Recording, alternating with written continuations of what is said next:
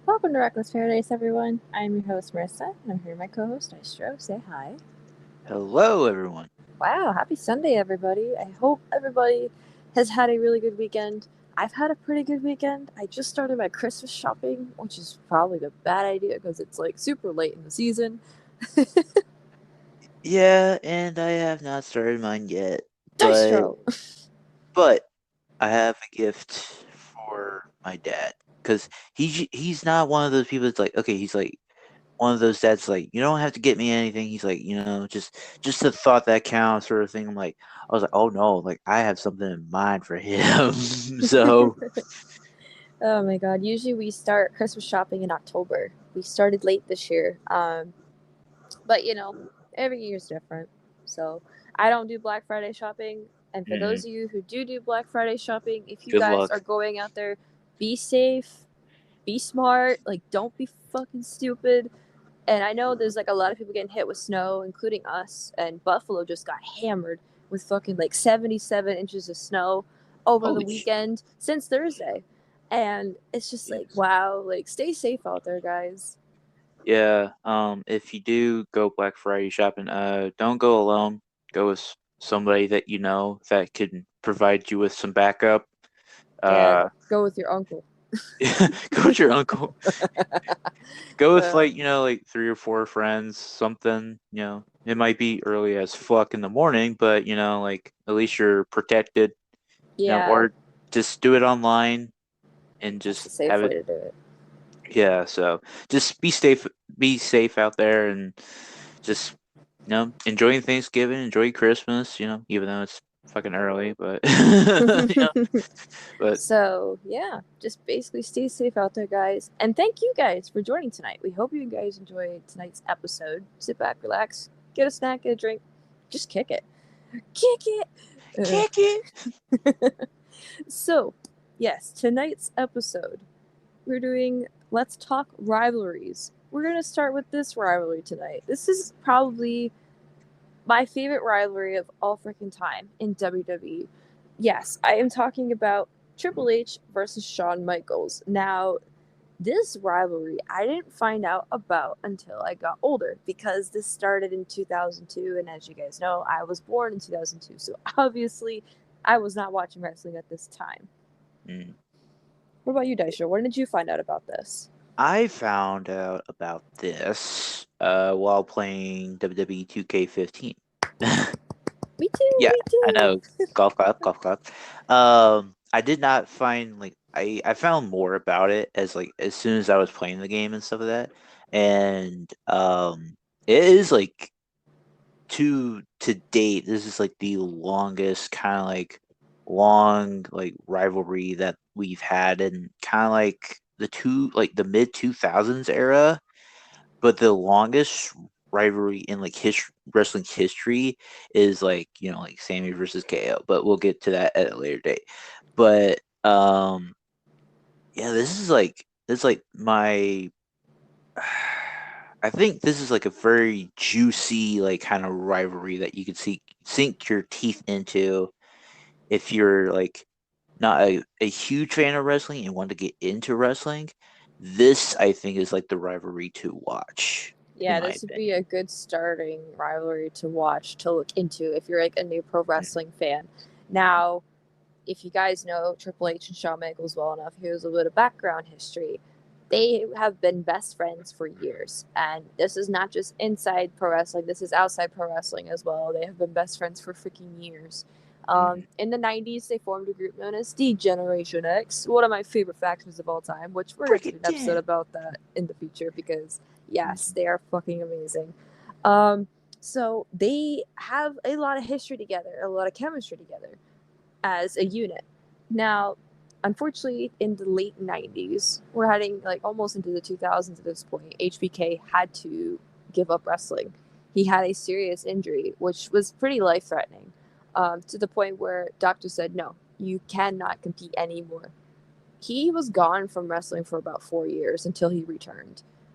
And Yeah, shortly after he returned, in 2002, this is when the rivalry began. Triple H had, announced Shawn Michaels to come out and stuff, and They did the whole Degeneration X intro, and once they got ready to the suck it part, Triple H turned heel. He literally kicked Shawn and pedigreed Shawn Michaels to the mat in the ring.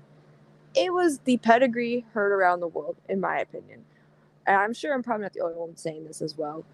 It shocked the fucking world. Nobody was expecting this, to be honest. Mm. Yeah, like a lot of people were like, it's like being like kind of like led astray a little bit because it's like, like Triple H is like, wow, it's like he's turning face. It's like, okay, and it's like as soon as he, said like, get ready to suck it, and then Sean's get pedigreed and all that stuff. But it's like it's funny that Sean got injured in '98 at the Royal Rumble. He was facing Taker in a casket match, and I that's where he got injured. Okay, I remember that now. I couldn't exactly remember what year or what match or whatever. I'm glad you filled me in Yeah. on that. Oh yeah, I got you. I got you. Now, I remember shortly after this happened, I don't know if this was like a week or two after, there was a segment on Raw where Shawn Michaels had his head bashed through a car window. Triple H, so called, had no idea about it. Um, Basically, backstage crew came out to the ring, told Triple H needed to go backstage. Shawn was hurt. And Triple H acted like, oh my God, Shawn's hurt. Oh my God, someone get an ambulance, get a doctor, whatever. The following week, uh, they looked at the camera footage. They had Shawn Michaels on the screen, and Triple H as well was in the ring. They had the two faces side by side on camera. Shawn was obviously somewhere backstage or at home. Triple H was in the ring. They looked back at the camera, the camera footage of the parking lot where Shawn had his head bashed through the car window. It turns out it was Triple H who did it to Shawn. And Shawn's like, it was you, Hunter. And Triple H's like, you damn right, it's me. It's like kind of like that I'm trying to it's kind of like that like that best friend sort of scenario. It's like yeah, it's like they hurt you, but then it's like they kind of like try to get on your good side again, and then it's just like they're playing up. It's kind of like Among Us. So Yeah. it's like it's like, oh, like no, like I didn't do that, no, and it's like that camera footage moment is kind of reminding me of when Big Cass turned on Enzo back in the day. Yes, I remember that in the mid 2010s. I remember that. It was like kind of like not like a shot for shot remake of that, but it's kind of like alluding to Similar. that. And yeah, it was like it's like, well, I mean, Triple H is going to be the mega heel anyway, so Yeah, he was one of the biggest heels in the early mid to two mid thousand 2000s early, for yeah, sure. yeah, So, shortly after this led to their very first encounter at SummerSlam 2002 in an unsanctioned street fight match. classic. A fucking instant classic. And I remember playing this on 2K15, and what a Hmm. fucking banger. Now, Shawn Michaels came out victorious. However, it was Triple H who got the last laugh. Because shortly after the match had ended, Triple H had hit Shawn Michaels in the back with a sledgehammer, taking him out of action for a little while.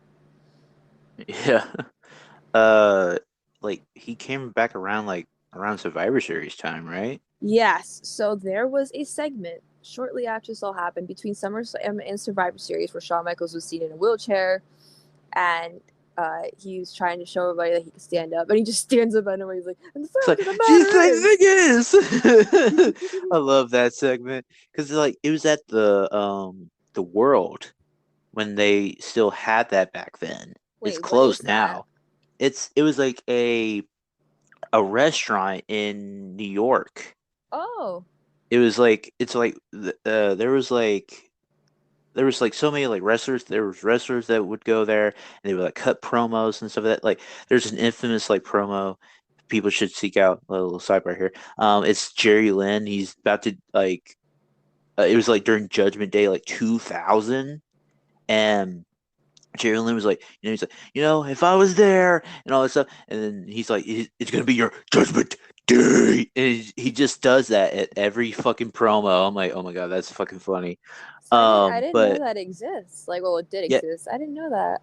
yeah, it existed. I think like late '90s into like early 2000s, and then it closed. I think like 04, 05 maybe.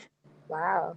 So that's where And Sean did the thing with the wheelchair. He's like, and the fact of the yeah, matter is, the and fact then of the matter it is, cuts to yeah, Shawn saying, Shawn Michaels is coming back. He's going to get ya. Like something like that. it's somewhere down the line. HBK is He's gonna going to get ya. get ya. Oh my god. Iconic fucking line. So this leads to Survivor Series 2002 in an Elimination Chamber match. It was fucking iconic, by the way. One of my favorite matches of all time. I don't know if I mentioned that before in an episode when we did the matches. Like, do you remember if I mentioned that at all? I think I remember. I think you did, but I kind of like was like, I was like, yeah, that's like my favorite match too.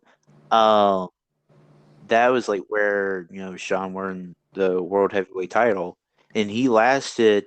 He was the last member to enter, and it came down to like Jericho and HBK and Triple H, of course, and little like kind of like a little injury sort of thing here.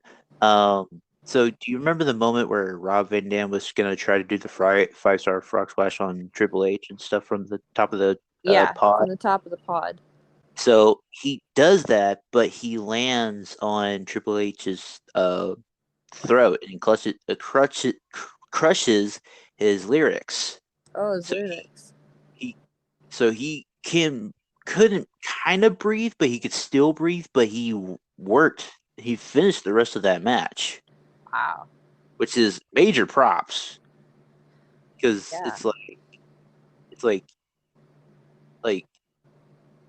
it's just crazy to think about because it's like yeah, it's like something could have terribly gone wrong Oh, for if fucking sure. if that happened. And plus, like Triple H was the big heel, and so and he was probably like he was Vince's boy, so it's like he could have like said, but like, hey, Rob Van Dam's a little unsafe worker and all that stuff, and then Rob could have been just gone, and like we went and had Rob Van Dam like we know today, but yeah, it's like the fucking gear that Sean had, dude. It was like the shit brown tights. Now, I didn't get to mention who actually competed in this match. So there were 6 men in this match. HBK, who came out victorious at the end. Chris Jericho, Triple H, Kane, Booker T, and Rob Van Dam, also known as RVD. Fucking instant classic right here. Wasn't this the like one of the first Elimination Chamber matches to happen? hmm And this was all created by Eric Bischoff too. Props to him. Props to Bischoff. Yeah, that's true. So HBK came out victorious with the World Heavyweight Championship belt. Now, I believe the following pay per view was Armageddon Mhm. 2002. Again, another fucking instant classic match right here. The Three Stages of Hell match. Oh my god, this match was a pain in the ass on Oh, 2K15. oh yes, oh yes. I know what you're talking about. So, stage one was a freaking all out street fight, just like hmm our very first encounter we had at the SummerSlam pay per view. Second hmm stage was a steel cage, which Triple H has never lost a steel cage match. I don't think. Oh wait, no, never mind. That's Hell in a Cell. I take that back. That's Yeah, Hell in a you Cell. didn't. Okay, I Yeah, get them mixed up. it's So right. Everybody does. the steel cage, and if necessary, the third and final stage was a ladder match. And yes, they had to use the third stage. So Triple H had won stage one, Shawn Mm, Michaels won stage two, and Triple H won stage three, meaning Triple H was victorious in this match. mm. It could have. It, I think if they kind of like did like what Triple H and Stone Cold did in '01 with at No Way Out, they did a Three Stages of Hell too. It was like they did regular singles match in the first fall. Second fall was street fight, and then the third fall was the steel cage. Ooh.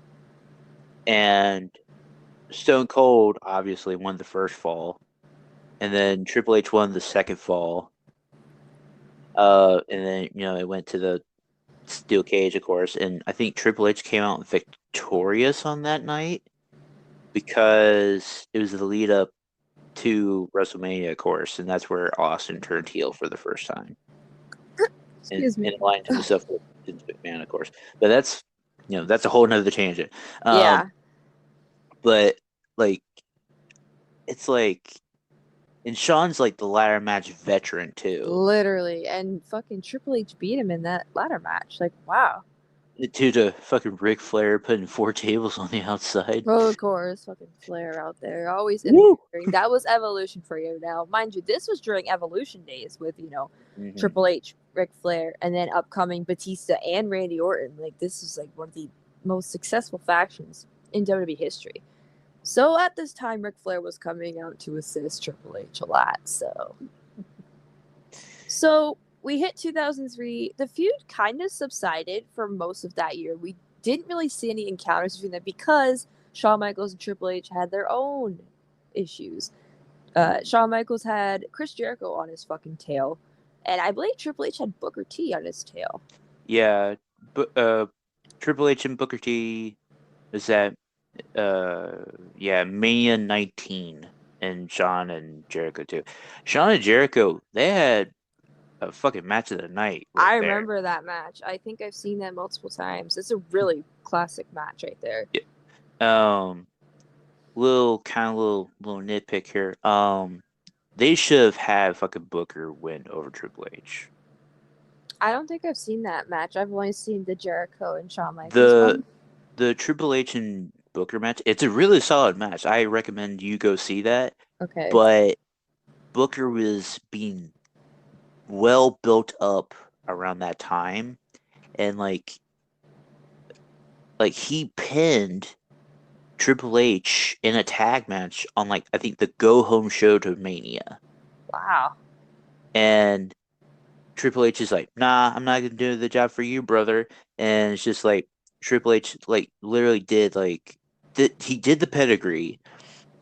Booker's like face down and stuff like that, and Triple H is like on his back. And it took literally like 20 to 25 seconds to get his ass over to Booker, get him over, and pin him for the 1, 2, 3. Jesus. They missed the boat on Booker T back then.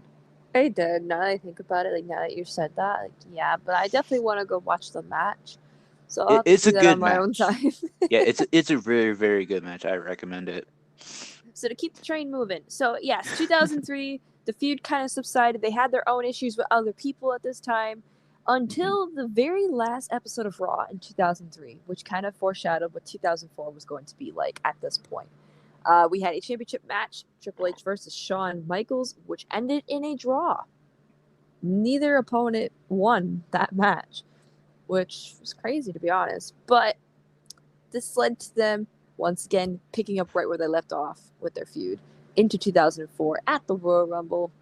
Oh, excuse me, I got a really dry throat tonight. Last man standing match at the Royal Rumble in 2004. Once again, ended in a fucking draw. And it was bloody. It was very, very bloody. I do remember that. Like I remember playing that match on 2K15 too, and it's like as soon as like Triple H was trying to do the pedigree, it's like Shawn just hits him with like sweet chin music, and they both just fall, and it's just like okay, well you think like well Shawn's gonna get up or Triple H is gonna get up at the last second. It's like no, it's like fucking Earl Hebner. God bless that man. Like he's like it's like if you notice this, Earl's refereed all of like or most of Triple H's matches. I noticed that. Yeah, you're right about that. It's like I think he's just like a very safe like pair of hands sort of thing. It's just like and he knows like Triple H's style and all that stuff. And it's just like he's always done that with like all these matches and stuff, and it's kind of like fun to see like Triple H and Earl Hebner like shoving each other. And he's like, hey, all right, but Yeah, like it ends in a fucking draw. People were pissed, Oh, for fucking sure. but the person that won the Rumble that night was Benoit and all that stuff. If you want to hear more about that in the Benoit episodes that we've done, go check those out because those are like very like interesting to listen to, my Yes. opinion. And we are going to mention Benoit a little bit more in this episode because he does play a role in this rivalry just a little bit. Just a little So, bit, yeah. after the Royal Rumble concludes, we are on the road to WrestleMania 20 at this time. Yes, as Mm. you mentioned, Benoit had just won the Royal Rumble from the number one position, by the way, eliminating the Big Show, which is like a literally impossible task to do, but he did it. So, Benoit had to pick which championship to go after.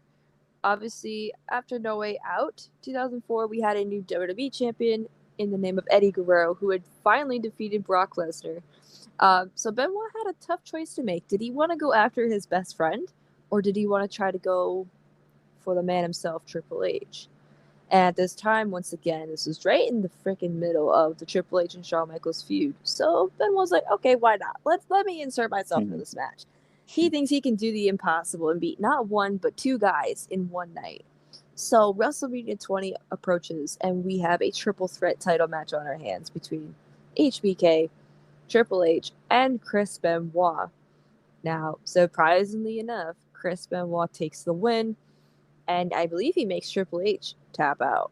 Yeah, and this is white boots Triple H too. So it's like, and that match was bloody as well. It's like every match that Shawn Michaels and Triple H are in, it's always bloody. So Yeah, they're always beating the hell out of each other.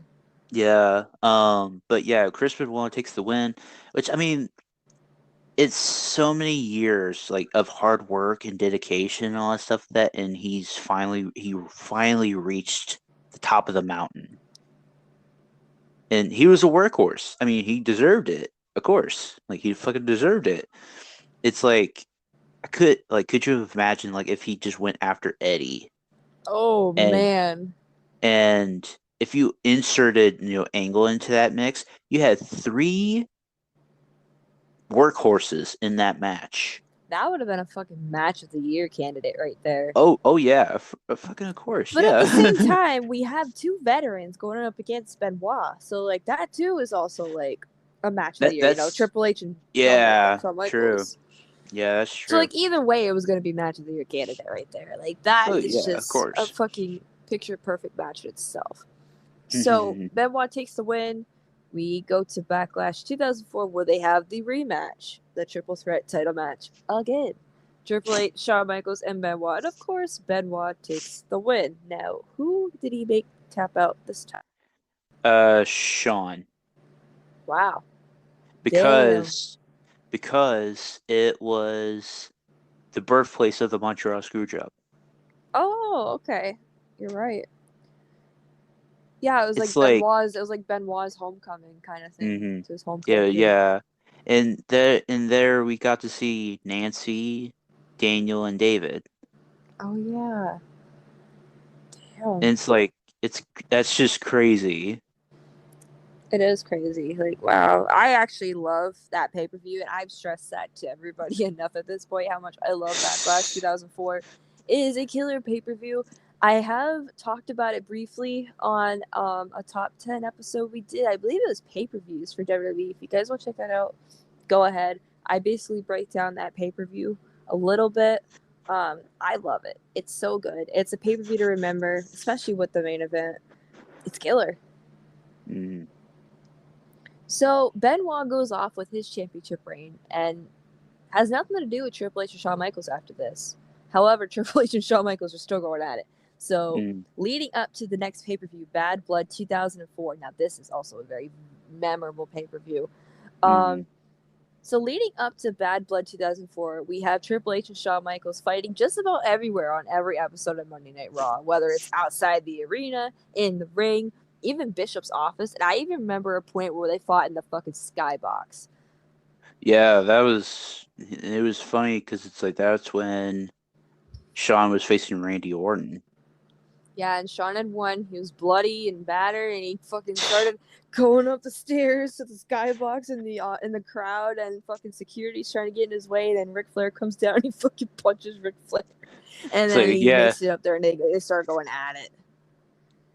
yeah, it's like that's like one of those memorable moments too, because it's like Triple H's like, "You better not come up here, Shawn. You better not come up here." And then it's just like he's like just sends Ric Flair to go get him. He's like, "Oh," he's like, "Yeah," like strutting down to Like, down what's the Ric Flair steps and gonna stuff. do? It's like, "What's?" He's just like, "Oh damn, I'm dead." You know, it's just It's literally like, just all like a right, fucking Rick. kill and fucking Among Us. Like, oh shit, he's dead. I love But that fucking little brawl they had in the skybox. Like, they're literally fucking squeezing each other's eyes out. Like, oh, and it was brutal. and JR on commentary sells He's like, it like somebody death. stop this! They're gonna kill Somebody each stop other! it! Somebody stop this! Somebody stop this! And the fucking king is just like, "Oh, we're not gonna be waiting till bad blood and all this stuff." It's like, They're shut gonna up, kill king. each other. It's like, damn, king, like shut the hell up, man. It's like, It was fucking uh, amazing. oh yeah, I it's want to like, go watch that now, like just for fun. I want to go rewatch all of it from start to finish. So we are approaching the end of this rivalry with Bad Blood 2004 in a Hell in a hell Cell in a match. cell. Now, again, Triple H is undefeated in Hell in a Cell up to this point. And yes, Triple H actually defeats Shawn Michaels in a very bloody, brutal match. It yeah, it like almost goes an hour. It is a storybook ending to one of the best rivalries of all fucking time in the WWE. Yeah, it's like I think they had faith. They like somebody back there had to have faith, and probably Vince had faith too, because it's like like okay, we're gonna put two former best friends against each other, and let's just see how it rides. And it was fucking a masterpiece of a fucking rivalry. There was banger after banger, and just like the promos and the segments that they were doing, like I just said, the one in the skybox in '04, like wow. Yeah, it's a rivalry that will stand this test of time. Oh, for fucking sure. Now you guys may be wondering, what next? What happens? So 2 years later, we fast forward to '06. This is during the Spirit Squad thing with Vince and Shane. Oh my god, I We remember see the this. resurgence of D-Generation X. Yes, Shawn Michaels and Triple H reunite as D-Generation X, and everything goes back to normal, right? Kinda, maybe. Well, they go on one last run as D-Generation X until ultimately Shawn Michaels retires after losing to The Undertaker at, what, WrestleMania 26? Yep. Jeez. That was a kind of like it's kind of like the ending of Old Yeller sort of thing. It's like Undertaker put the old dog out to pasture sort of thing. Jeez, when you put it that way, it makes it more depressing. I mean, it's like Sean he wanted to go out on his terms, and I mean, like, who better of an opponent to put your career against the Undertaker? And The Undertaker. You're going one-on-one with the Undertaker player. And it's just the fucking Booker T. Oh hell no. But So, yeah, I it's agree with you there. Like, definitely the perfect opponent for Shawn. It was Undertaker in that case. and same thing with Triple H too. Yeah, they're both good candidates. Now, impacts. Let's see. So this rivalry, yes, it made it to 2K15, WWE 2K15 Showcase mode. That's originally how I first stumbled upon this rivalry. I played the Showcase mode from start to finish of the Triple H and Shawn Michaels rivalry. However, they did cut some parts out. They cut the part out with Benoit at WrestleMania 20 and Backlash, just because Yeah. of what happened after that.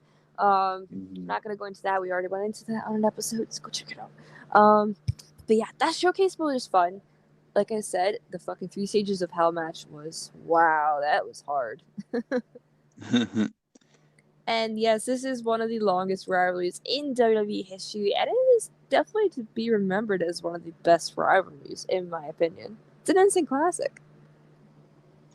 Yeah, it's like I had said, like it's like if you go through the test of time and wrestling history and stuff like that, it's like if you automatically think of D Generation X or Triple H or HBK and stuff that people are gonna associate with the rivalry that they had for 2 years, which Yeah.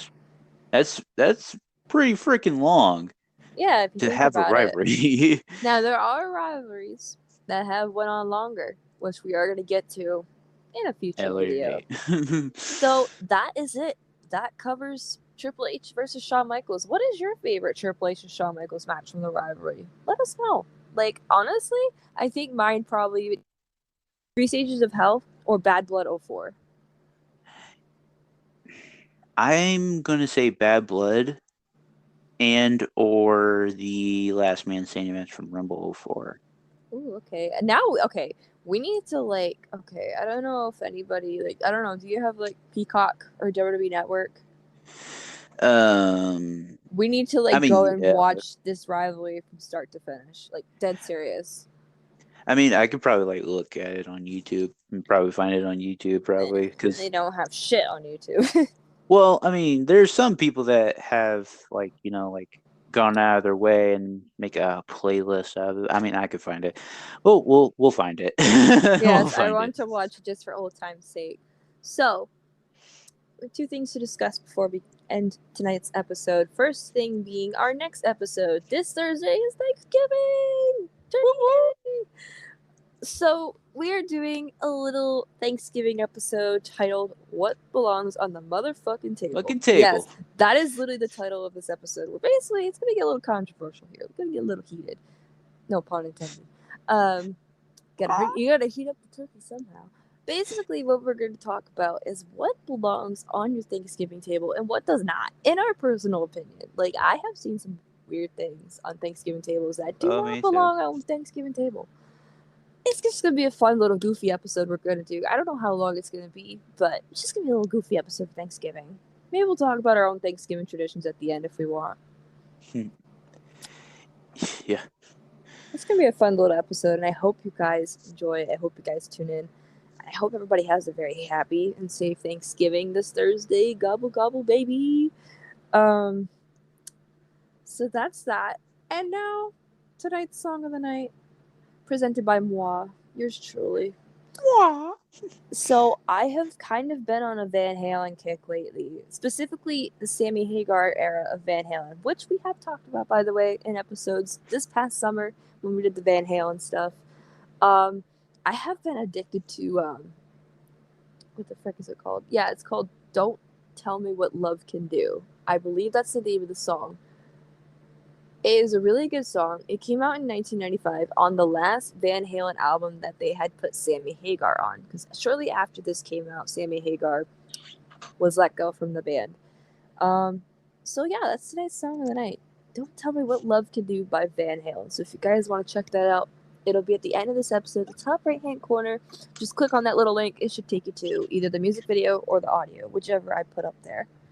So yeah, if you guys stuck around to the very end, we greatly appreciate your support. Be sure to go follow us on social media by clicking on the link in the description below, which will take you to our link tree, which is everything there that you guys need, such as TikTok, Twitter, Reddit, Instagram, Dystro's gaming YouTube channel, and much more. So be sure to go follow us on social media also to keep up to date with the podcast in case technical difficulties happen and we can't upload. So that's it. Thank you guys for tuning in. Thank you guys for listening. And we'll catch you guys this Thursday for our Thanksgiving episode. Peace. Peace.